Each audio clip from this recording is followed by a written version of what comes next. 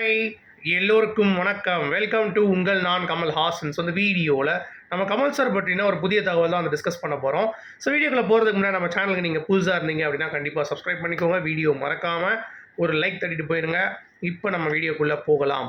So இன்றைக்கி நம்ம பார்க்க போகிற முதல் டாபிக் வந்து பார்த்தீங்கன்னா கல்கி 2898 AD உடைய ஒரு பயங்கரமான ஒரு அப்டேட் அப்படின்னா கண்டிப்பாக வந்து இந்த பைரவா ஆந்தம் அப்படின்னு சொல்லிட்டு ஒரு சாங் வந்து ரிலீஸ் பண்ணாங்க. ஸோ இந்தியாஸ் பிக்கெஸ்ட் சாங் அப்படின்ற மாதிரி போட்டுட்டு நம்ம பிரபாஸும் கூட வந்து ஒரு சிங்கும் வந்து பாடியிருந்தாங்க.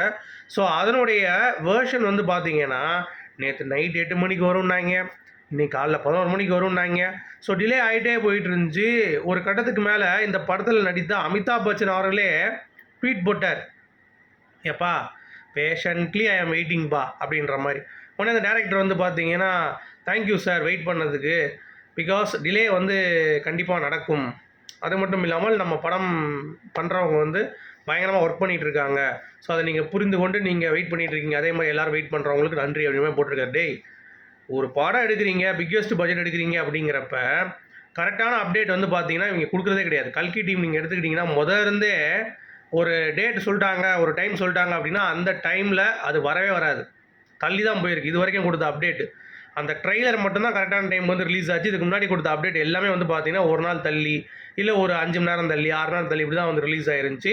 ஸோ இது வந்து இந்த படத்துக்கு ஒரு இம்பேக்ட் வந்து பார்த்தீங்கன்னா கண்டிப்பாக வந்து குறைக்கும் அப்படிங்கிறது எந்த ஒரு மாற்று கருத்தும் இல்லை. அமிதாப் மாதிரி ஒரு பெரிய லெஜெண்டை இப்படி வெயிட் பண்ண வச்சிட்டிங்களடா அப்படின்ற மாதிரி நிறைய பேர் வந்து கமெண்ட் போட்டுருந்தாங்க.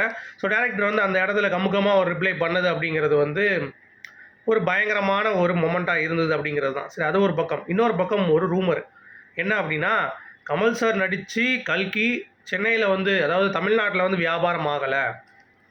ஸோ யாருமே வந்து படத்தை எடுக்க முன் வரல. ஸோ அப்படி இருக்கும் பொழுது சிவகார்த்திகேயனோட படத்தை வந்து நாங்கள் எடுத்துக்கிறோம் அப்படின்ற மாதிரி சொன்ன உடனே சரி கல்கி நாங்கள் எடுத்துக்கிறோம் அப்படின்ற மாதிரி விநியோகஸ்தர் வந்து முன் வந்தாங்களாம். இப்படின்னு சொல்லிட்டு காசு கொடுத்து கண்ட மாதிரி எவனாவது எழுதணும்னு சொன்னாலும் எழுதிடுவாங்க போல். ஸோ சிவகார்த்திகேயன் யார்ரா யார்ரா அவன் அப்படின்ற மாதிரி தான் இருந்துச்சு. அவன் பெரிய இவன் மாதிரி அவன் படத்துக்கு வந்து பார்த்தீங்கன்னா அந்த முருகதாஸ் கூட ஏதோ ஒரு பண்ண நடிக்கிறாப்லையா, அந்த படத்தை வந்து நாங்கள் வந்து கொடுக்குறோம், அதனால் நீங்கள் கல்கி வாங்கிக்கணுன்னே வினோஸ்ரோ சிவகார்த்திகேயன் படம் கொடுக்குறீங்களா, அவர் எவ்வளோ பெரிய ஸ்டார் அவர் நாங்கள் அப்படின்ற மாதிரி கொடுத்துட்டாங்களா. டேய், ஆக்சுவல் காரணம் என்னென்னா கல்கி டீம் வந்து ரொம்ப விலையாக அதிகமாக கேட்டிருக்காங்க, சரிங்களா. அதற்கு வந்து மசியலை. அதுக்கு உடனே ஓகே நம்ம வந்து கொஞ்சம் டேர்ம்ஸில் கொஞ்சம் குறைச்சி பேசிக்கலாம், அதுக்கு ஒரு பகுதியாக நாங்கள் இது தரோம், அது போக ஒரு பிட்டு தொகை மாதிரி சிவகார்த்திகேயன் படத்தை தரோம். ஏன்னா அதுவும் வந்து தெலுங்கில் அவங்க தான் வந்து பண்ணுறாங்க போல், ஓகேங்களா. அதுக்காக சொல்லியிருக்காங்க. உடனே நம்ம சிவகார்த்திகேயன் தான் வாழ்க்கை கொடுத்த மாதிரி, கமல் சாருக்கு இங்கேருந்து மார்க்கெட்டே இல்லாத மாதிரி வந்து பார்த்தீங்கன்னா எழுதிட்டு இருக்கானுங்க. அடே சின்ன அமௌண்ட்டுடா, ஆக்சுவலாக அவங்க கேட்டது பெரிய தொகை, ஃபுல்லாக கொடுக்க முடியாது. ஸோ இப்போ கொஞ்சம் சிவகார்த்திகேயன் படம் லைட்டாக புரியுது அவங்களுக்கு, அந்த மாதிரி பேசியிருக்காங்க. உடனே இவங்க வந்து உருட்டிட்டாங்க அப்படிங்கிறது தான். சரி, இது ஒரு பக்கம் இருக்கட்டும். இன்னொரு விஷயம் கேள்விப்பட்டீங்களா, மிக பிரம்மாண்டமாக கல்கியோடைய பட விழா இப்போ வந்து நடக்க போகுதான். அதில் ரஜினி அவர்கள் வந்து பங்கேற்க போகிறாராம். எதுக்குடா அப்படின்ற ஒரு பக்கம் இருக்குது. இன்னொரு பக்கம் கமல் சாரும் வந்து வந்துடுவார் அப்படிங்கிறது தான். ஸோ மும்பையில் வந்து பிளான் பண்ணுறாங்க அப்படின்ற மாதிரி சொல்கிறாங்க. ஸோ அது எங்கே அப்படிங்கிற டீட்டெயில் நான் வந்து உங்களுக்கு கண்டிப்பாக எடுத்துகிட்டு வந்து சொல்கிறேன். ஸோ ஆக மொத்தம் வேறு லெவலில் இந்த படத்துக்கான எக்ஸ்பெக்டேஷன்ஸ் வந்து போயிட்டே இருக்குது. ஸோ மிகப்பெரிய ஒரு ப்ரைஸ் கொடுத்து தமிழ்நாட்டிலையும் வந்து வாங்கியிருக்காங்க அப்படிங்கிறது நம்மளால் வந்து பார்க்க முடியுது. 1.8 மில்லியன் யூஎஸ்ஏல வந்து ப்ரீ சேல்ஸ் ஆகிருக்கு இந்த படம் கல்கி. செம, the highest for Indian movie அப்படிங்கிற மாதிரி. அடுத்து டேரக்டர் நிதிலன் அப்படின்னு சொல்லிட்டு ஒருத்தர் இருந்தார், அதாவது மகாராஜா படம் எடுத்திருந்தார். அது வந்து கமல் சார் முன்னாடியே வந்து பார்த்தீங்கன்னா ஜட்ஜ் பண்ணியிருந்தார்ல, அந்த பயவுள்ள வந்து ஒரு ட்வீட்டுக்கு ரிப்ளை கொடுத்துருக்காரு. Thanks for believing in me sir. இதெல்லாம் பார்க்கும் பொழுது எனக்கு நீங்கள் இப்படி இப்போ சொன்னது எனக்கு கேட்கும் பொழுது எனக்கு வந்து ஒரு மோட்டிவேஷன் கிடைக்குது எனக்கு. ஸோ பயங்கரமான ஒரு கான்ஃபிடன்ஸ் கிடைக்குது இந்த மாதிரி நீங்கள் சொல்லும் பொழுது அப்படின்ற மாதிரி பேசிட்டு வேறு லெவலில் அந்த டேரக்டருக்கான ரெகக்னேஷனை கமல் சார் கொடுத்ததுக்கு அவர் சிறப்பான ஒரு சூப்பர் சம்பவம் பண்ணியிருக்கார். என்ன அப்படின்னா, எனக்கு வந்து ஒரு ஷார்ட் ஃபிலிம் கமல் சார் வந்து பார்த்துட்டு அதற்கு வந்து அப்ரிஷியேட் கொடுத்தாரு. அதாவது ஒரு ட்ராயிங் பண்ணுற ஒரு குழந்தை அது சுமாராக தான் பண்ணியிருக்கோம், ஆனால் வீட்டில் இருக்கிறவங்களாம் பார்த்துட்டு செமையாக பண்ணியிருக்கடி அப்படின்னு சொல்லுவாங்க. அந்த மாதிரி தான் கமல் சார் என்னை பாராட்டினது. அதை ஒரு மோட்டிவேஷன் எடுத்து இந்த படம் நான் பண்ணியிருக்கேன், ஸோ நல்லா போயிருக்கு அப்படிங்கிறது கமல் சாரோடைய ஒரு விதை தான் நானும், அவர் போட்ட விதை தான் நானும் அப்படின்ற மாதிரி. அதை ஒத்துக்கிறதுக்கு ஒரு மனதைரியம் வேணும் அப்படிங்கிறதுனால வேறு லெவலில். ஏன்னா இப்போ நாங்கள் பெரிய ஆள் ஆகிட்டோம், நாங்களாம் பெரிய ஆள், ஒரு படம் ஓடினாலே வந்து பார்த்திங்கன்னா அப்படி தான் வந்து பண்ணிகிட்டு இருக்காங்க. ஸோ அந்த மாதிரி இல்லாமல் ஸோ கமல் சார் சொன்னதுக்கு இவர் வந்து அதை அக்செப்ட் பண்ணி கொண்டு போகிறது அப்படிங்கிறது மிகப்பெரிய விஷயம். அது வந்து நம்ம கண்டிப்பாக நித்திலன் அவர்களை பாராட்டியே ஆக வேண்டும் அப்படிங்கிறது தான். அடுத்து இந்த மீனான் ஒரு நடிகை இருந்தாங்கல்ல, அவங்க ரஜினி சார் கூட நடித்து நீங்கள் பார்த்துருப்பீங்க கரெக்டாக, பொண்ணாக நடிச்சிருப்பாங்க. ஆனால் கமல் சார் கூடயும் பொண்ணாக நடிச்சிருக்காங்க. என்னையா சொல்கிற அப்படின்றீங்களா? எனக்கே ரொம்ப ஆச்சரியமாக இருந்தது. ஸோ யாட்கர் அப்படின்னு சொல்லிட்டு ஒரு ஹிந்தி மூவியில் கமல் சார் கூட மீனா வந்து நடிச்சிருக்காங்க அப்படிங்கிறது தான் என்னடா இது அப்படின்ற மாதிரி தான் இருக்குது. ஸோ ஹிந்தி படத்துலேயும் வந்து சும்மா கலக்குன்னு கலக்கிருக்காப்புல அப்படிங்கிறது தான் நம்மளால் வந்து பார்க்க முடியுது. அடுத்து இந்தியன் 2 திருப்பி ஒரு குண்டை தூக்கி போட்டாங்க. ஆகஸ்ட் 15 ரிலீஸ்ன்ட்டு. டேய் என்னடா அது அப்படின்ற மாதிரி நம்மளும் வந்து விசாரித்து பார்த்தா அந்த மாதிரிலாம் ஒரு வெங்காயம் கிடையாது. இந்த ட்ராக்கர்ஸ் சும்மா இருப்பாங்க தெரியுமா, அவங்க வந்து பார்த்தீங்கன்னா இந்த காசை வாங்கி போட்டு எனக்கு ஏதாவது பண்ணணும்ல. இப்போ புஷ்பா வந்து இண்டிபெண்டன்ஸ் டேக்கு போயிடுச்சு ஆகஸ்ட் 15. உடனே இந்தியன் 2 வந்து அதுக்கு வரப்போகுது அப்படின்ற மாதிரி ஒரு பொருளை கிளப்பி விட்டு சொல்லிட்டானுங்க. அவனுங்க இந்தியன் 2 பக்காவாக ஸ்கெட்ச் போட்டு அடுத்த வாரத்தில் வந்து ப்ரொமோஷன்ஸ் ஆரம்பிக்க போகிறாங்க. இன்னும் 2-3 நாள் ட்ரெயிலில் வரும்னு சொல்லிட்டு இருக்காங்க. ஸோ அப்படி இருக்கும் பட்சத்தில் இது எவன்டா புது பொருளை கிளப்பி விட்டேன் அப்படின்ற மாதிரி தான் இருந்துச்சு. அந்த மாதிரிலாம் நம்பாதீங்க. So Indian 2 on track. July 12 வந்து கன்ஃபார்மாக வந்து ரிலீஸ் அப்படிங்கிறதுல எந்த ஒரு மாற்று கருத்தும் இல்லை. அடுத்து தக் லைஃபுக்கு எஸ்டிஆருக்கு வந்து பார்த்தீங்கன்னா பாராட்டுகள் குவிந்த வண்ணம் இருக்கிறது. எப்படி அப்படின்னு கேட்டிங்கன்னா, இதுக்கு முன்னாடி வரைக்குமே செக்கச்சவந்த வானம் மணிரத்னம் படத்தில் கூட அவர் வந்து லேட்டாக தான் வந்திருக்காரு. பட் இந்த தக் லைஃப்பில் கமல் சார் நடிக்கும் பொழுது அவர் காட்டுற அந்த இன்வால்மெண்ட்டு, அந்த ஒர்க் எத்திக்ஸ் இதெல்லாம் பார்க்கும்போது மிரண்டு போயிட்டு நான் மணிரத்னம் கரெக்டாக டைமுக்கு நான் ஷெட்யூல் எழுதி போட்டிருக்கேன் அப்படின்னா அதுக்கேற்ற மாதிரி நடக்குதே, எப்படி இது அப்படின்ற மாதிரி அவருக்கே ஆச்சரியப்படுத்தி பார்த்தா எஸ்டிஆர் வந்து கரெக்டாக ஷூட்டிங் ஸ்பாட்டுக்கு வந்திருக்காப்புல. யாரா இது நம்ம எஸ்டிஆரா அப்படின்ற மாதிரி வந்து பார்த்தீங்கன்னா அந்த டெடிகேஷனை நினைத்து எல்லாரும் வந்து பயங்கரமாக ஒரு ஃபீல் பண்ணுறாங்க. மேபி 2வது ரவுண்டு கலக்க வராரோ நம்ம எஸ்டிஆர் அப்படின்ற மாதிரி தான் தோணுது.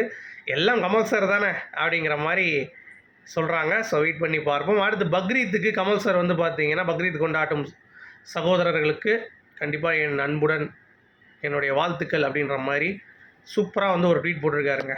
சரிங்களா? ஸோ இஸ்லாமிய சகோதரர்களுக்கு நம்ம சேனல் சார்பாகவும் பக்ரீத் வாழ்த்துக்கள் வந்து நம்ம தெரிவிச்சுக்கலாம். அடுத்து மீனா நம்ம கமல் சாரை பற்றி அவ்வை ஷண்மி படத்தப்போ ஒரு சில விஷயம் சொல்லியிருக்காங்க. அதாவது ரொம்ப நாளுக்கு அப்புறம் அந்த கமல் சார் வந்து மேக்கப் போட்டு அப்போ தான் நாங்கள் ஃபஸ்ட் டைம் பார்க்குறோம். ஸோ அந்த மேக்கப் போட்டு வரும்போதே அப்படியே அந்த ஒரு நளினம், அந்த ஒரு மேனரிசம் அப்படின்றதெல்லாம் வந்து கொண்டு வந்தார். அதெல்லாம் ரொம்ப இயல்பாக இருந்தது. நான் அப்படியே பார்த்துட்டு இருந்தேன். கமல் சார் வந்து கேட்டார், என்னப்பா ஏதாவது டிஃப்ரென்ஸ் இருக்கான்னு கேட்டவொடனே, சார் என்ன சார் நீங்கள் இப்படி இருக்கீங்க அப்படின்ற மாதிரி சொன்னேன். ஸோ அந்தளவுக்கு ரொம்ப இன்வால்மெண்ட்டான ஒரு மிகப்பெரிய ஒரு ஆர்டிஸ்ட். அப்புறம் ஆக்ட்ரஸ் அமலா அவர்கள் லேட்டஸ்ட்டாக ஒரு இதில் வந்து சொல்லியிருக்காங்க. என்ன அப்படின்னா, பெஸ்ட் டான்ஸர் அவனை பொறுத்த வரைக்கும் யாருன்னோடனே கமல் சார் தான், அதில் என்ன மாற்றுக்கிறது இருக்குது. சரி எப்படின்னு கேட்டவுடனே ஒரு ஷாட்டில் வந்து ஒரு பாடு முடிக்கும்போது ஆரம்பிக்கும் பொழுது என்ன ஆகுது அப்படின்னா சன்னு போயிட்டே இருக்குது, டேரக்டர் திட்டிகிட்டே இருக்காரு. உடனே கமல் சார் கிட்டே வந்து நான் கேட்டேன், டான்ஸ் மாஸ்டர் கேட்டீங்க சார் அவரை தனியாக ஆட சொல்லிக்கோங்க, நான் வந்து ஒரு ரோலிங்கில் வெளியே போயிடுறேன் அப்படின்னு சொல்லிட்டு அந்த பாட்டு வந்து ஆடிருக்காங்க. அப்போ அந்த ஸ்டெப்பு போட்டு லாஸ்ட்டாக வந்து அம்பிகா அந்த ரோலிங் போனவுடனே கமல் சார் வந்து பார்த்தீங்கன்னா அந்த ஸ்டெப்பை போட்டு முடிச்சிருக்காரு அந்த பாட்டை. ஸோ அதனால தான் அந்த பாட்டு வந்து முடிஞ்சிருக்கு. டேரக்டர் வந்து ஹாப்பியானாச்சு. அதனால் அம்பிகா வந்து பார்த்தீங்கன்னா தப்பிச்சிட்டாங்க அப்படிங்கிறது தான். ஓகேங்களா? அமலா இல்லை அம்பிகா. ஓகேவா? அடுத்து மேக்கப் ஆர்டிஸ்ட் நம்ம கிருஷ்ணராவ் அவர்கள் கமல் சார் வந்து மருதநாயகம் படத்தப்போ ஒரு டெக்னிக் வந்து கற்றுக் கொடுத்தாராம். அது இது வரைக்கும் எந்த சினிமாலையும் வந்து யூஸ் பண்ணலையே. அவங்களும் வந்து அடுத்து யாருக்கும் வந்து சொல்லவே இல்லை. ஏன்னா ப்ராமிஸ் வாங்கிட்டாராங்க கமல் சார், இந்த மாதிரி இந்த படம் ரிலீஸ் ஆகிற வரைக்கும் இதை வந்து பேச வேண்டாம் அப்படின்னு சொல்லிட்டு. அதனாலேயே அந்த அட்டன் பண்ணவங்க மேக்கப் கோர்ஸ் அட்டன் பண்ணவங்க ஒரு ஹாலிவுட் மேக்கப் ஆர்டிஸ்ட் தான் வச்சு பண்ணாங்க. ஸோ அது வந்து இது வரைக்குமே வந்து சொல்லலையா, தமிழில் அந்த மாதிரி ஒரு மேக்கப் வந்து வரவே இல்லை. ஸோ அது வந்து இது வரைக்கும் நான் வந்து ஒரு தர்மம் ஒரு இருக்கும், சும்மா நம்ம ஒருத்தவங்க சொல்லிட்டாங்கன்றக்கா நம்ம வந்து அதை கேட்டுட்டு அடுக்கட்டு வெளியே போய் பண்ணுறதுக்கு நான் கிடையாது. கமல் சார் அடுத்து அந்த வாக்கு கொடுத்தாங்க, நான் இது வரைக்கும் வச்சுருக்கேன் அப்படின்ற மாதிரி ரொம்ப சூப்பராக வந்து சொல்லியிருந்தேன். அது ரொம்ப ரொம்ப அற்புதமாக இருந்தது அப்படிங்கிறது தான். அடுத்து திமுகவுக்கு அப்படியே கட்சி அடமானம் வச்சிட்டார் கமல் சார் அப்படின்ற மாதிரி ரஜினி ரசிகர்கள் பேச ஆரம்பிச்சிட்டாங்க. டேய் இன்னும் நீங்கள் கட்சியே தொடங்கலையடா அப்படின்ற மாதிரி நம்ம கேள்வி கேட்டால் அதுக்கெல்லாம் பதில் கிடையாது. இன்னொரு விஷயம் என்ன அப்படின்னா, நீங்கள் நல்லா கவனிச்சிங்கன்னா நம்ம ரஜினி ரசிகர்கள் வந்து சும்மா இருக்கிறப்ப நம்ம கமல் சார் தான் வந்து பிச்சை போட்டது அப்படிங்கிறது அவங்களுக்கே தெரியாது. ஏன்னா முள்ளும் மலரும் அவள் அப்படித்தானலாம் அப்படி நின்றுச்சு படப்பிடிப்பு.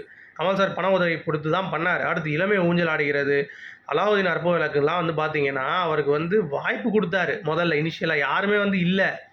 சரிங்களா? அது மட்டும் இல்லாமல் மோடிக்கு ஸ்ட்ரெயிட்டாக போய் வந்து பார்த்தீங்கன்னா போய் உட்கார்றது, அவங்க சைடில் போய் சப்போர்ட் பண்ணுறது, சங்கியாக வந்து இருக்கிறது. அது மட்டும் இல்லாமல் அவருடைய ரொம்ப முக்கியமான ஒரு தப்பு என்னென்னா, ரஜினி ரசிகர்கள் எல்லாருமே இப்போ விஜய் ரசிகர்களுக்கு போகிறாங்க.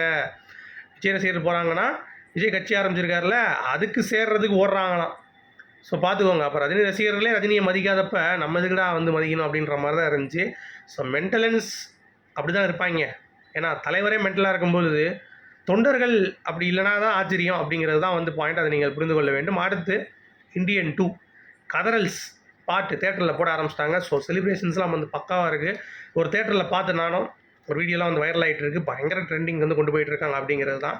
ஸோ வெயிட் பண்ணுவோம். இந்தியன் 2 சேனாபதி அவர்கள் July 12 going to rocking on the screens அப்படிங்கிற சொல்லிட்டு இந்த வீடியோ நான் முடிக்கிறேன். உங்களுடைய கருத்துக்கு சொல்லுங்கள். மீண்டும் சந்திப்போம்.